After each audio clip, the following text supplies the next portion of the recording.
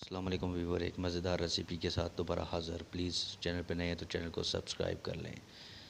آج ہم بنائیں گے مزیدار رول. اس کے لیے اشیاء کیا کیا چاہیے ہمیں: ڈبل روٹی 1 عدد لمبائی میں کٹی ہوئی، چکن 1 کپ ابلے ہوئے ریشے، وائٹ سوس حسب ضرورت، مکھن 4 اونس، انڈے 2 عدد ابال کر میش کریں اور نمک مرچ ملا لیں، کیچپ حسب ضرورت، بٹر پیپر لپیٹنے کے لیے. ابھی ترکیب اس کی ہے کس طرح ہم نے بنانے ہیں. ڈبل روٹی کے کنارے کاٹ لیں، سلائسز ہلکا سا گیلا کر کے بیل لیں.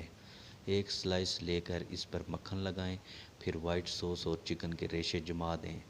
سلائس رکھ دیں، ایک تہہ انڈے کی فلنگ اور پھر کیچپ لگائیں.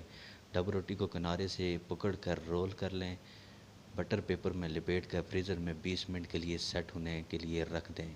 تیز چھری سے خوبصورت پیسز میں کاٹ لیں اور کھائیں. انجوائے کریں.